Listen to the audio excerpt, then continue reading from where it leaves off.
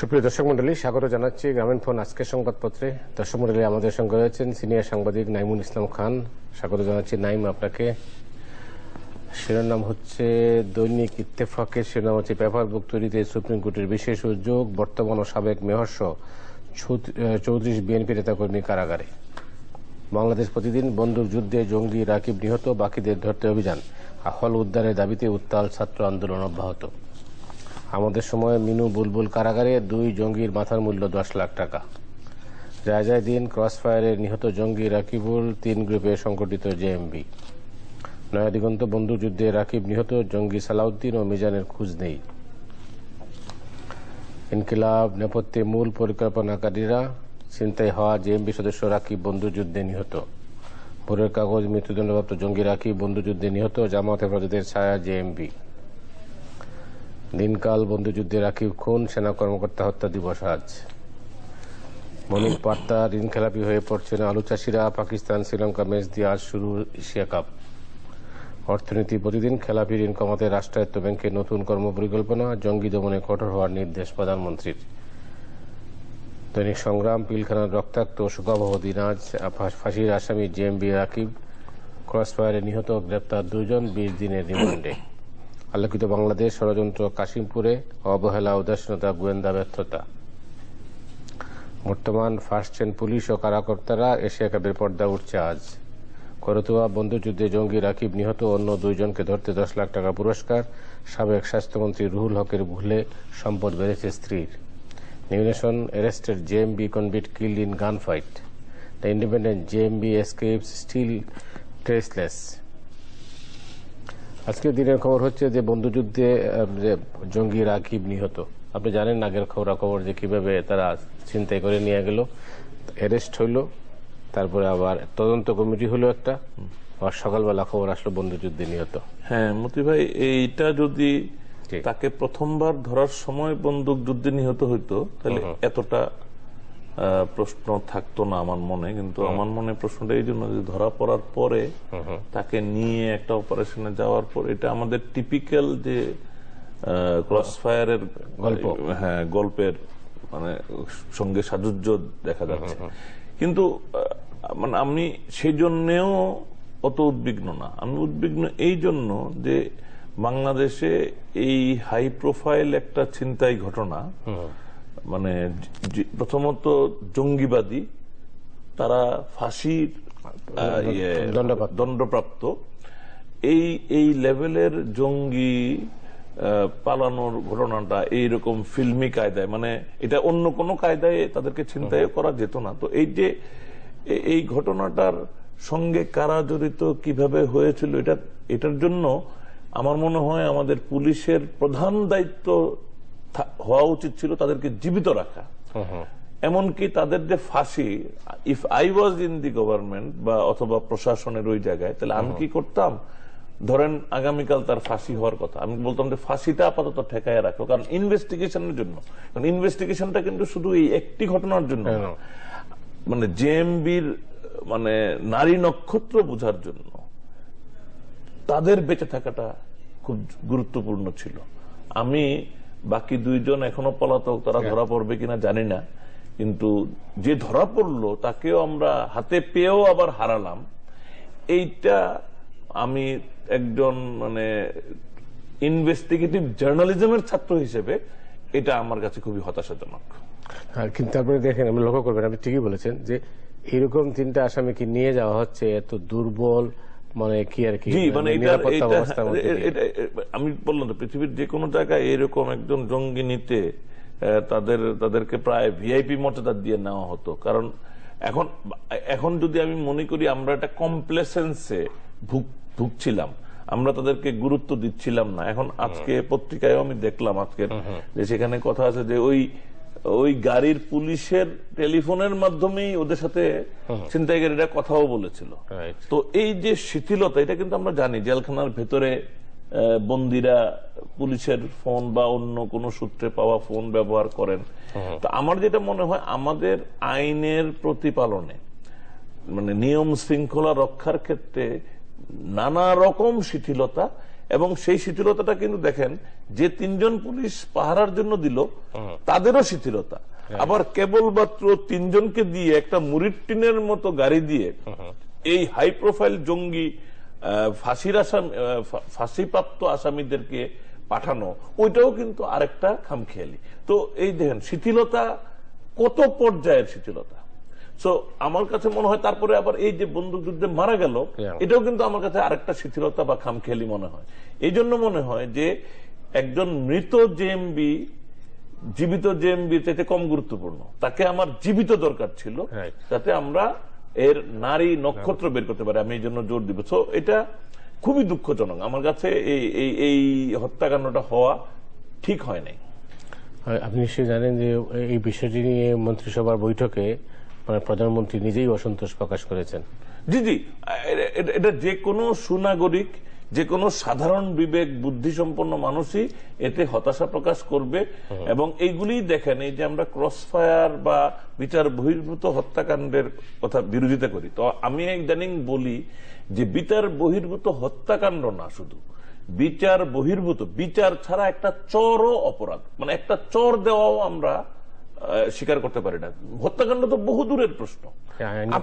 আপনি একজন পুলিশ বা কেউ একজন নাগরিক, সে যত অপরাধী হোক, তার গায়ে হাত তুলবে কেন, তাকে চর দিবে কেন? গুলি বা হত্যাকাণ্ড তো বহু দূরের কথা। সুতরাং এই যে আমরা যদি এই বিচার বহির্ভূত হত্যাকাণ্ডটার ব্যাপারে আওয়ামী লীগ যেই পলিসি নিতে চেয়েছিল, তাদের নির্বাচনী ইশতেহারে যেটা ছিল জিরো টলারেন্সের কথা, তারা কিন্তু প্রমিস করেছিল যে নো জিরো টলারেন্স অ্যাবাউট মানে বিচার বহির্ভূত হত্যাকাণ্ড, সেটা যদি আবার ফিরিয়ে না আনা যায়, আমরা আসলে ন্যায় বিচার প্রতিষ্ঠার যে চেষ্টা সেটাই করতে পারবো না, এটাই আমি বুঝি। নাইম, আপনি জানেন যে 25শে ফেব্রুয়ারি এই দিনে ঢাকার পিলখানায় 57 জন অফিসারকে হত্যা করা হয়েছিল। পিলখানা ট্র্যাজেডি, শোকাবহ দিন আর কি। জি মতি ভাই, এটা আমাদের মানে সেনাবাহিনীর জন্য, আমার মনে হয় সেনাবাহিনীর উপলক্ষে পুরো জাতির জন্য এই দিবসটা খুবই তাৎপর্যপূর্ণ। আমি খেয়াল করি যে বিভিন্ন অনুষ্ঠানে মেজর জেনারেল সৈয়দ ইব্রাহিম উনি দাবি করেন এই দিনটাকে কোনো একটা বিশেষ মর্যাদায় অভিষিক্ত করা বা দিবস হিসেবে পালন করা।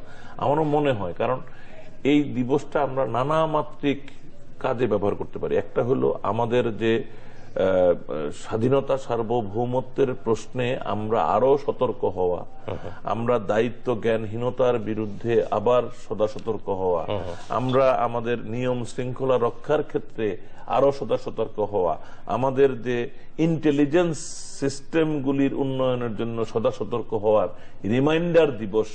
এটা সবচাইতে মানে আমাদের জন্য ভয়াবহ, আমাদের জন্য শোকাবহ দিন। এই দিনে এত যে ত্যাগ তিতিক্ষা, এতগুলি মানুষের মৃত্যু, এত মানে ক্ষতি, এই ক্ষয়ক্ষতির বিনিময়ে আমরা একটা দিন আমাদের এমন ভাবে উদযাপন করা উচিত যেটা আমাদের জন্য সতর্কতা হয়। প্রতি বছর এটা আমাদের রিমাইন্ডার, যেন আমরা সর্বক্ষেত্রে আরো সতর্ক হই, আরো দেশপ্রেমিক হই, আরো দেশের মঙ্গল আকাঙ্ক্ষী হই, এবং আমাদের জাতীয় সার্বভৌমত্ব রক্ষার জন্য আমাদের সশস্ত্র বাহিনী সহ পুরো দেশের ব্যাপারে আমরা আরো সিরিয়াস হই। এবার তো বিদেশ ঘুরে আসি। 3টা খবর বিদেশে। এবার হচ্ছে যে আপনি জানেন নিশ্চয়ই যে মিশরের সেনা সমর্থিত সরকারের মানে পদত্যাগ এক। থাইল্যান্ডে আপনার ইংলাক সিনাওয়াত্রা ব্যাংককে নেই, কোথায় আছেন কেউ জানেন না। সংবাদ মাধ্যম খবর দিয়েছে যে তিনি শহর থেকে পালিয়ে গেছেন, এরকম একটা খবর। আর ওইদিকে ইউক্রেনের প্রেসিডেন্টের বিরুদ্ধে গ্রেপ্তারি পরোয়ানা জারি করা হয়েছে। এই তিনটার যদি আপনি লিটারেলি দেখেন তাও বেশ কিছু সংযোগ বা মিল আপনি দেখতে পারবেন। আবার এটার স্পিরিটটাতে কিন্তু আমি ব্যক্তিগতভাবে মনে করি দারুণ একটা নির্যাস আছে, যেটা এক। নির্যাসটা কি, যে কোথাও কেবল কেউ নির্বাচনে জিতলেই হবে না, যে কোনো প্রকার নির্বাচনে জিতলেও হবে না। মানুষ যদি একটা উল্লেখযোগ্য সংখ্যক জনগোষ্ঠী যদি সমালোচনা মুখর হয়, তারা যদি কোনো রিসেন্টমেন্ট দেখায়, গণতন্ত্রের অর্থ হওয়া উচিত সেটাকে অ্যাকোমোডেট করা, সেটাকে বাতিল করে দেওয়া, নাকচ করে দেওয়া, বিরোধিতা মানে ইভেন তারা যদি কিছুটা মাইনরিটিও হয়, মানে ধরেন মাইনরিটি বলতে আমি বুঝাচ্ছি, ধরেন আমি 51% ভোট পেলাম, আমি জয়ী, 48% কেউ পেল, সে পরাজিত। তো 48% তো আইনের দৃষ্টিতে মাইনরিটি, কিন্তু কার্যকারিতার দিক থেকে কিন্তু 51-48 কিন্তু পার্থক্য বিশেষ নাই মতি। তো আমি যদি বলি যে যেহেতু তুমি পরাজিত, তোমার মত আমরা অ্যাকোমোডেট করব না, এটা কিন্তু বিপজ্জনকই হতে পারে। এবং আপনি দেখেন ইউক্রেনের ঘটনাটাতে কি হলো, এখন তার বিরুদ্ধে যে গ্রেফতারি পরোয়ানাটা কি বলে, যে একটা শান্তিপূর্ণ মানে সমাবেশ বা আন্দোলন কর্মসূচির উপরে নৃশংসতা হত্যাকাণ্ড চালানো।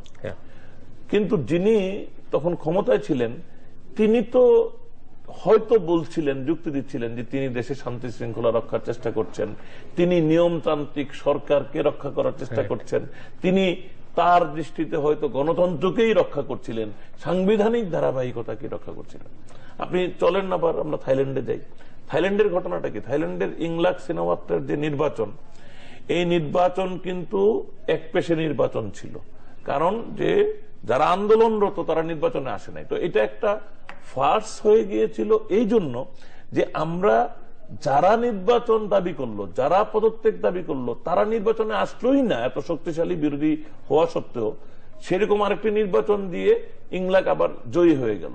এমনিতেই ইংলাকের সরকারের ব্যাপারে একটা ব্যাপক বিক্ষোভ ছিল, কারণ তার সাথে তার ভাইয়ের সম্পর্ক এবং রিমোট কন্ট্রোলে দেশ চলছিল, ইত্যাদি নানান রকম অভিযোগ আছে। এর বাইরেও অভিযোগ আছে মানে তার ভাইকে নানান রকম সুবিধা দেওয়া। আমার যেটা মনে হয় এই নির্বাচনটার অদ্ভুত ব্যাপার, এই নির্বাচনটার পর তাকে রাজধানী থেকে সরে যেতে হয়েছে এত তাড়াতাড়ি।